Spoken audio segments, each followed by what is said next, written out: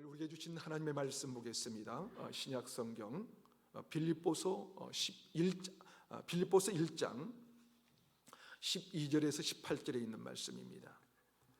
빌립보서 1장 12절에서 18절에 있는 말씀. 신약 성경 빌립보서 1장 12절에서 18절에 있는 말씀, 저와 여러분이 한 절씩 교독하도록 하겠습니다. 형제들아, 내가 당한 일이 도리어 복음 전파의 진전이 된 줄을 너희가 알기를 원하노라. 이러므로 나의 매임이 그리스도 안에서 모든 시대 안과 그 밖의 모든 사람에게 나타났으니, 형제 중 다수가 나의 매임으로 말미암아 주 안에서 신뢰함으로 겁없이 하나님의 말씀을 더욱 담대히 전하게 되었느니라. 어떤 이들은 투기와 분쟁으로, 어떤 이들은 착한 뜻으로 그리스도를 전파하나니, 이들은 내가 복음을 변증하기 위하여 세우심을 받은 줄 알고 사랑으로 하나, 그들은 나의 매임에 괴로움을 더하게 할 줄로 생각하여 순수하지 못하게 다툼으로 그리스도를 전파하느니라. 함께 읽겠습니다. 그러면 무엇이냐? 거칠애로 하나 참으로 하나 무슨 방도로 하든지 전파되는 것은 그리스도니, 이로써 나는 기뻐하고 또한 기뻐하리라. 아멘. 한동안 뉴욕타임즈의 베스트셀러 1위를 기록한 책이 있는데요, 마음을 열어주는 101가지 이야기라는 책입니다. 그 책에 이런 이야기가 있습니다. 어느 날 회사 일을 마치고 집으로 돌아가는 한 남자가 집 근처에 잠시 차를 세워뒀습니다. 그것은 동네 꼬마 아이들이 하고 있는 야구 경기를 구경하기 위해서였습니다. 이 남자는 일루 쪽 벤치 쪽에 앉으면서 일루 쪽 수비를 하고 있는 아이에게 물었습니다. 애야, 지금 스코어가 어떻게 되고 있니? 그러자 아이는 활짝 웃으면서 우리가 14대 0으로 지고 있어요 라고 말했습니다. 여러분, 이상하지 않습니까? 아이가 활짝 웃으면서 14대 0으로 이기는 것이 아니라 14대 0으로 지고 있다는 거예요. 그래서 이 남자가 너무나 황당해서, 그런데 넌 그다지 절망스럽게 보이지 않는구나 라고 말하자, 이 아이가 오히려 더 황당하듯이 이렇게 말했습니다. 아저씨, 절망적이라니요. 우리는 단 한 번도 공격을 하지 않았는데 우리가 왜 절망해야 하는 것이죠? 여러분, 왜 똑같은 이 상황을 보고도 이런 견해 차이가 나는 것일까요? 왜 그렇습니까? 그것이 바로 관점의 차이라는 것입니다. 관점의 차이. 그 아저씨는 벌어진 점수에 관점이 맞춰져 있었지만, 이 꼬마는 아직 남아있는 이 공격 기회에 눈이 머물러 있었던 것이죠. 사랑하는 여러분, 우리가 현실을 살아가면서 여러분의 눈은 어디에 머무른 채 살아가고 있습니까? 대부분의 사람들이 불행하다고 생각하는 것은요, 그 상황이나 사람 때문이 아니라 그 상황을 바라보는 관점 때문입니다. 오늘 본문에는 전혀 다른 이 관점을 가지고 살아가고 있는 이 두 부류의 사람들을 소개하고 있는데요, 한 사람은 우리가 잘 아는 사도 바울입니다. 감옥에서 내일을 기약할 수 없는 상황이 있던 이 바울과 그런 바울을 지켜보는 한 부류의 사람들, 다시 말해서 바울을 위해 염려하고 근심하고 걱정하면서 이 바울을 쳐다보고 있는 이 빌립보 교인들입니다. 그렇다면 여러분, 누가 더 절망적일까요? 바울이죠. 그런데 놀랍게도 누구보다도 절망 속에 있을 것 같은 이 사도 바울은 오늘 본문 18절에 이렇게 말하고 있습니다. 나는 기뻐하고 또한 기뻐하리라. 나는 기뻐하고 또한 기뻐하리라. 여러분, 이게 이해가 되십니까? 이해가 되세요? 아니, 누가 봐도 염려하고 걱정할 수밖에 없는 상황인데, 이런 이 절망의 끝에서 바울의 마음 가운데는 주체할 수 있는 이 기쁨이 넘치고 있는 것입니다. 왜일까요? 그것은 우리와 다른 이 바울의 관점의 차이 때문에 그렇습니다. 다시 말해서 바울은 시대 감옥에 갇힌 이 절망적인 이 상황과 환경을 바라본 것이 아니라 오히려 그런 절망 중에도 새롭게 주시는 이 하나님의 기회를 보았다는 것입니다. 자, 그렇다면 바울은 어떤 관점을 가졌기에 그런 기쁨이 넘치는 인생을 살아갈 수 있을까요? 다시 말해서 기쁨이 넘치는 삶을 살아가려면 우리는 어떤 관점을 가져야 할까요? 첫 번째로 고난이 주는 이 고통이 아닌 이 축복을 볼 줄 알아야 합니다. 고난이 주는 고통이 아니라 축복을 볼 줄 알아야 된다는 것이죠. 이게 무슨 말이냐면요, 고난은 고통스럽기도 하지만 축복이 되는 면도 있다는 거예요. 그런데 대부분의 사람들은 어떻습니까? 고난을 고통으로만 바라보고 축복으로 바라보지 못한다는 거예요. 우리는 늘 당연하게 고난은 고통과 저주라고 생각합니다. 만약에 고난이 저주이고 고통뿐이라면 성경에서 가장 저주받은 사람은 예수 그리스도예요. 그렇지 않나요? 그분은 이 세상에 사는 동안 고통뿐이었어요. 배척당하고 배반당했어요. 뿐만 아니라 십자가의 고통을 감당했어야만 했습니다. 그렇게 생각한다면 그에 못지않게 바울도 저주받은 인생 아니겠습니까? 예수 믿고 난 후 바울은 그야말로 저주의 극치를 달려온 사람입니다. 바울은 예수 믿자마자 자신의 동족인 유대인들에게 배신자라고 낙인이 찍혔던 사람이에요. 게다가 새롭게 믿게 된 기독교 공동체에서도 요주의 인물로 여전히 낙인 찍혀서 그를 받아주지 않았어요. 그런 바울은 할 수 없이 고향인 다수에 가서 13년 동안 홀로 외롭게 집구하다가 이 바나바의 도움으로 겨우 안독에 와서 목회를 하게 되죠. 그러나 목회를 하게 된 지 얼마 되지 않아서 선교사로 파송을 받게 됩니다. 그렇게 바울은 선교 여행을 떠나서 많은 선교의 열매가 있었지만 개인적으로는 더 큰 이 고난이 몰려오기 시작했어요. 바울은 자신의 선교 여행을 가리켜서 극심한 시련과 고난과 가난이 자기를 지배했다고 말하고 있습니다. 아니, 그는 죽을 뻔한 위험이 늘 자기 주변에 있었다고 고백합니다. 그런 수많은 시련과 이 극심한 이 가난과 위험이 있었던 그 어려운 시기를 지나서 선교 여행에서 돌아왔을 때 예루살렘 교회에서는 오히려 그를 오해해서 어떻게 합니까? 공격합니다. 심지어 그의 사도권을 완전히 박탈하려고 하는 사람들이 등장했습니다. 그러다가 로마에 가기를 그토록 원했건만 죄수의 신분으로 로마에 와서 가택연금의 상태에 있다가 가택연금이 풀려날 것을 오직 소망하고 기도해왔는데 오히려 풀려나기는커녕 시대 감옥에 갇히고 맙니다. 여러분, 시대 감옥은요 이제 곧 죽을 죄수들을 가두는 곳이에요. 죽을 죄수들, 그렇게 감옥에서 감시를 당하면서 수많은 욕설과 저주, 거친 언어와 이 수시로 가해지는 이 폭력을 당합니다.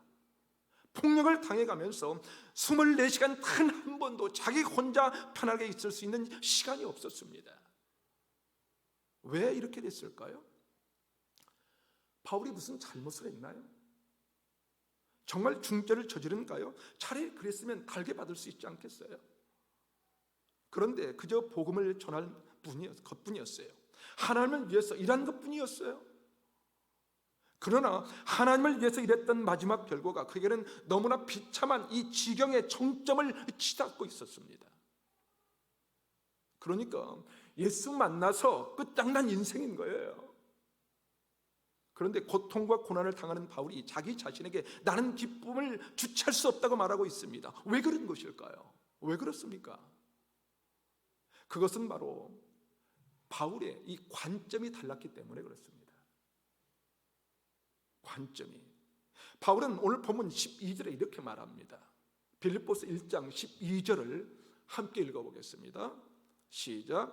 형제들아, 내가 당한 일이 도리어 복음 전파에 진전이 된 줄을 너희가 알기를 원하노라. 여러분, 바울은 생각만 하면 고통스러운 일, 저주스러운 일, 그 일이 도리어 나에게 축복이 되었다고 말하고 있는 것입니다. 왜일까요? 바울이 그토록 원하던 복음이 전파됐기 때문이에요. 그러니까 바울은 감옥에 갇혀있는 현실을 바라보는 것이 아니었어요. 그 현실 너머에서 일하시는 뭘 바라봤다? 하나님의 역사를 바라보는 거예요. 그러니까 여러분, 우리가 고난 때문에 힘들고 기쁨을 잃어버린 것이 아닙니다. 고난을 바라보는 이 관점이 잘못됐기 때문인 것이죠. 그렇다면 여러분, 바울이 감옥에 있는데 복음이 어떻게 전파되었을까요? 13절과 14절에서 바울은 이렇게 말합니다.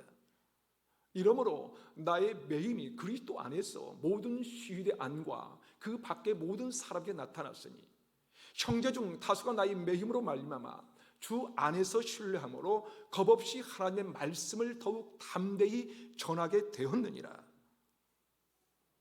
바울이 갇힌 시대 안과 밖에서 복음이 전파되고 있었다는 거예요. 갇혀 있는데 그것이 어떻게 가능할까요? 여러분, 바울은요 4명의 군인에게 24시간 감시를 당하고 있었습니다. 더구나 로마 군인에게 복음을 전하는 일은 바울이 로마에 갔다고 해도 결코 있을 수 없는 일이었어요.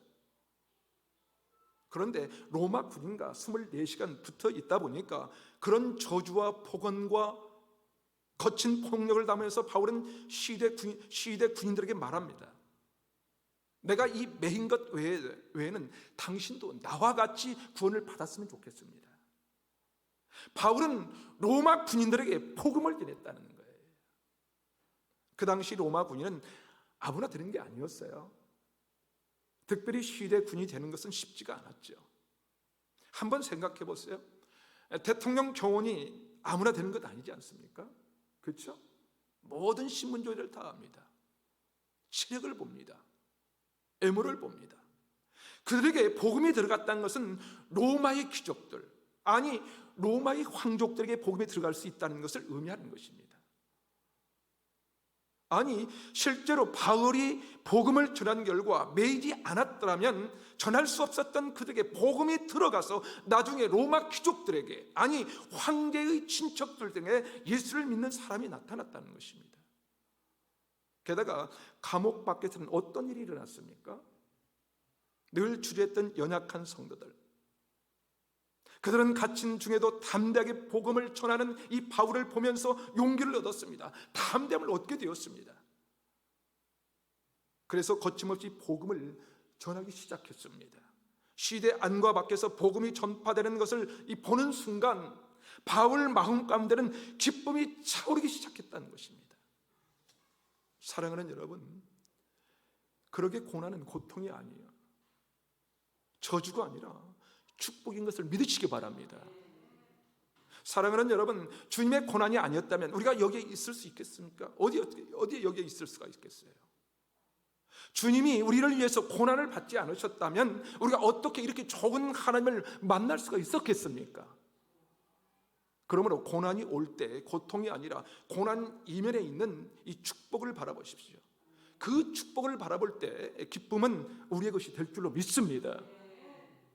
한 걸음 더 나아가서 기쁨이 넘치는 삶을 살아가려면 우리는 어떤 관점을 가져야 하는 것일까요? 두 번째로 인간관계의 갈등이 아닌 이 역할을 볼 줄 알아야 합니다. 인간관계의 갈등이 아닌 역할을 볼 줄 알아야 되는 거예요. 여러분, 인생에서 가장 힘든 게 뭔지 아세요? 뭔가요? 고난보다 더 힘들게 만드는 것이 인간관계입니다. 인간관계. 그렇게 살아가면서 우리의 기쁨을 뺏어가는 것은 환경으로 인한 것이 아니라 바로 인간관계의 갈등이라는 거예요.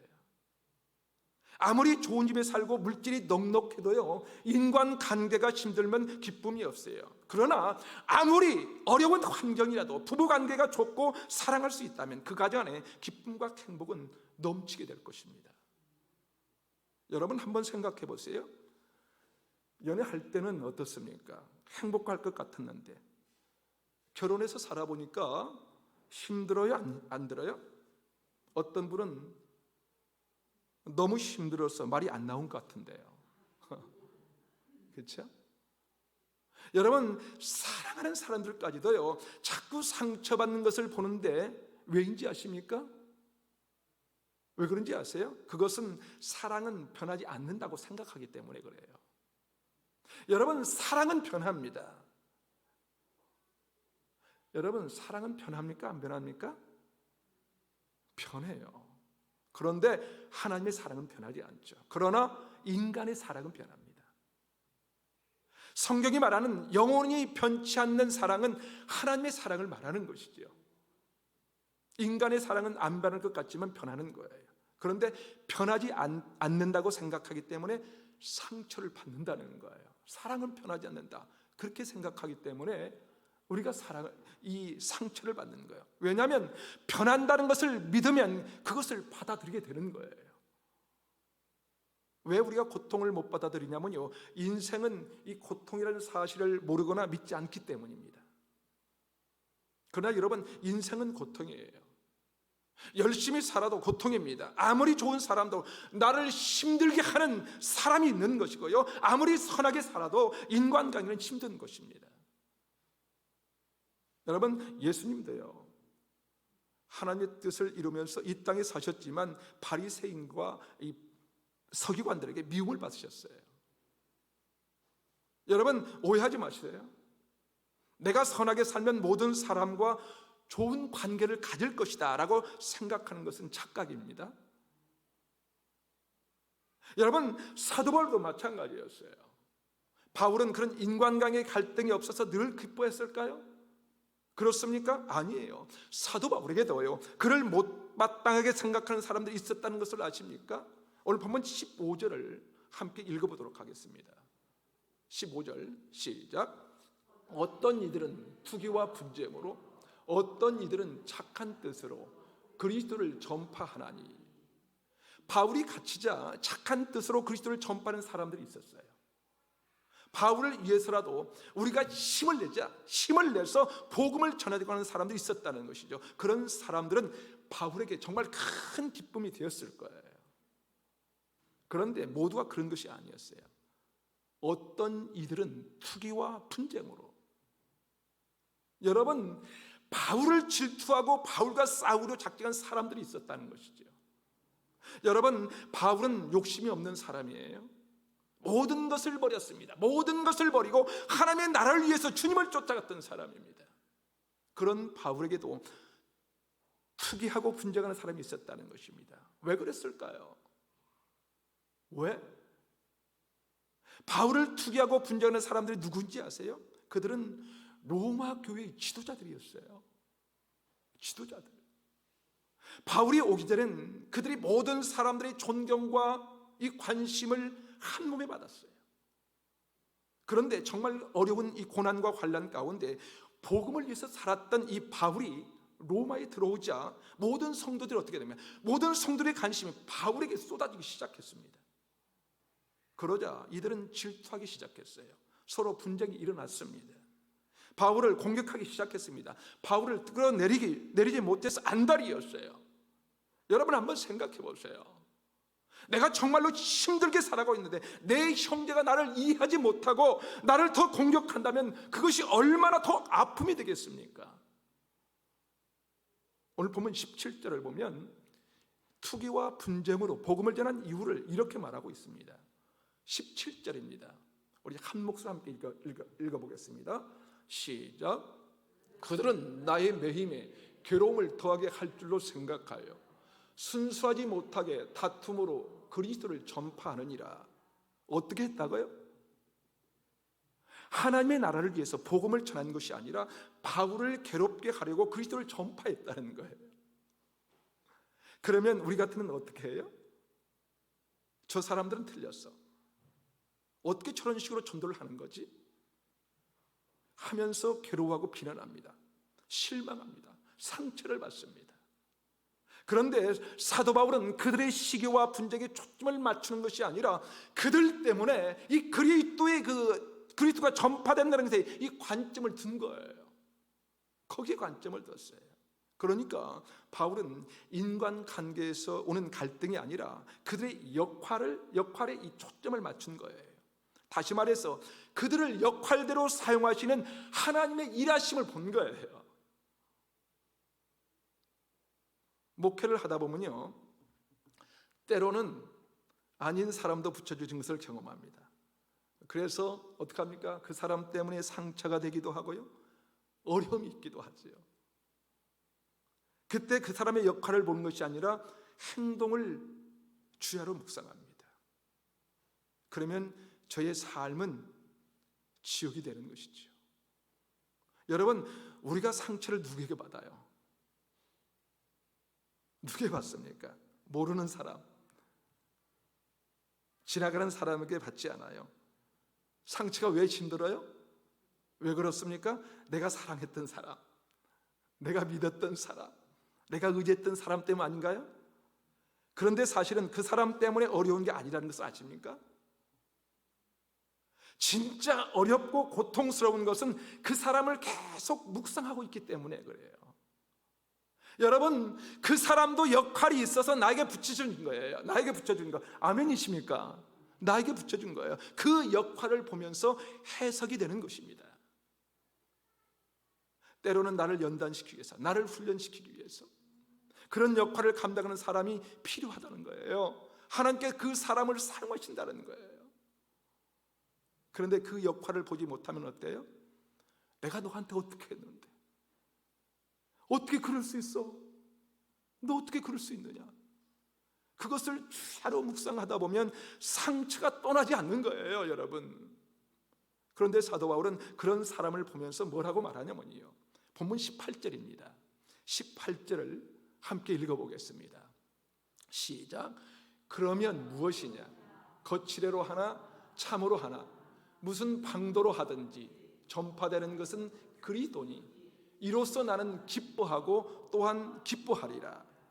여러분, 바울의 이 고백에 아멘이 되십니까? 아멘이 되셔야 돼요. 여러분, 사도 바울이 왜 기뻐할 수 있었습니까? 사도 바울을 힘들게 하는 사람이 없었기 때문이 아닙니다.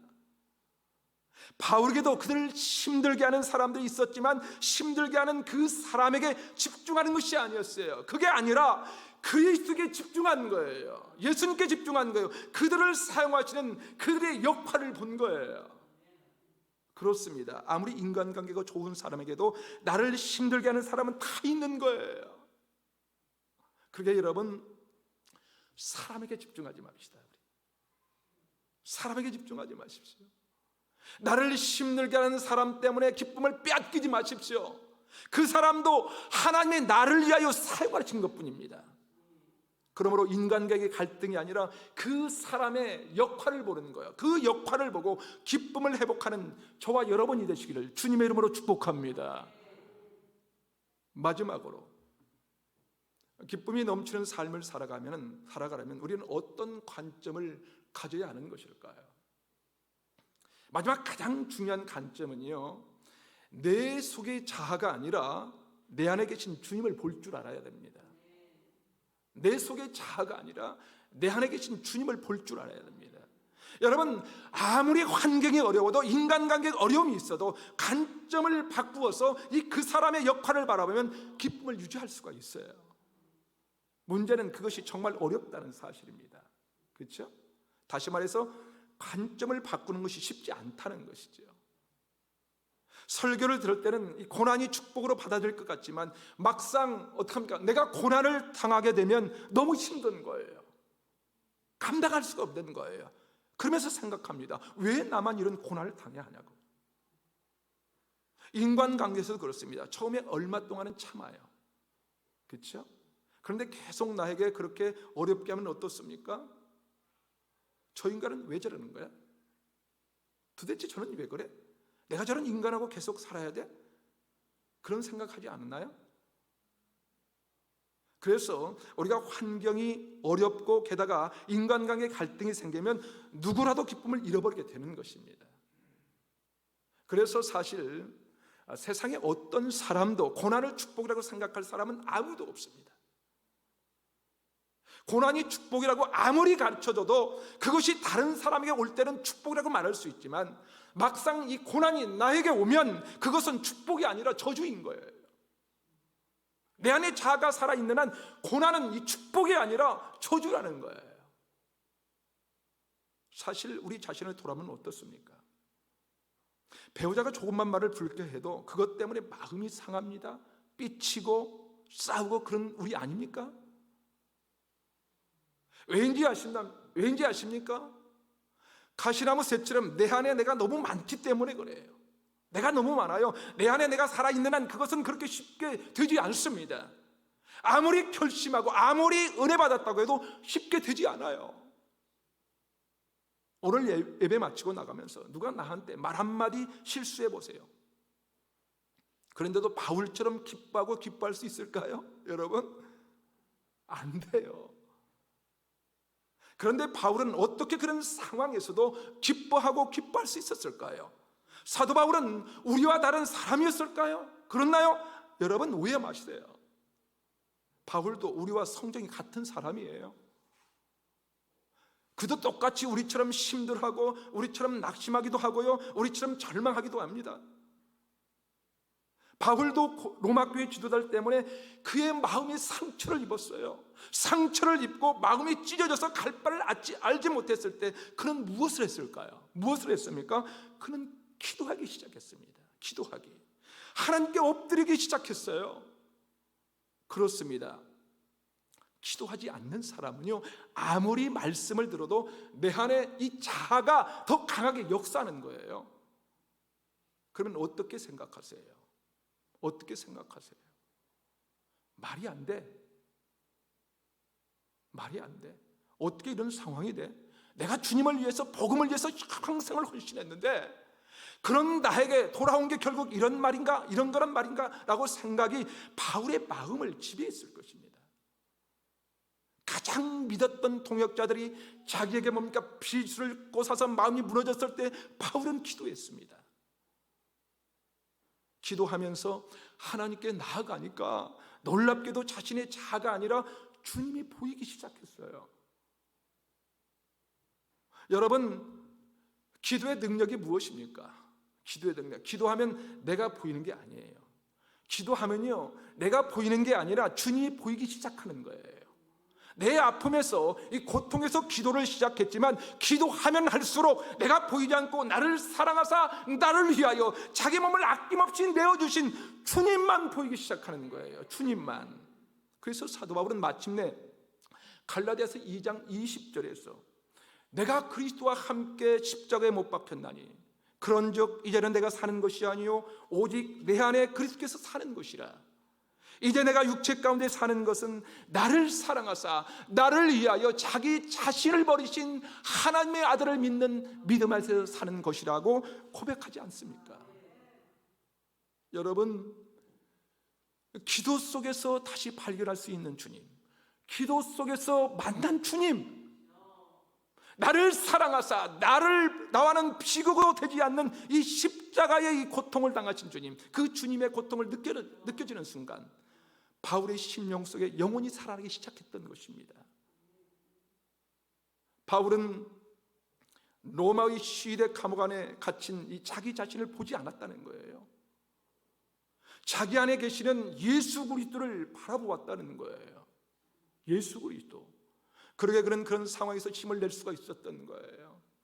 바울은 그렇게 일어나서 나는 기뻐하고 기뻐하리라고 외치는 것입니다.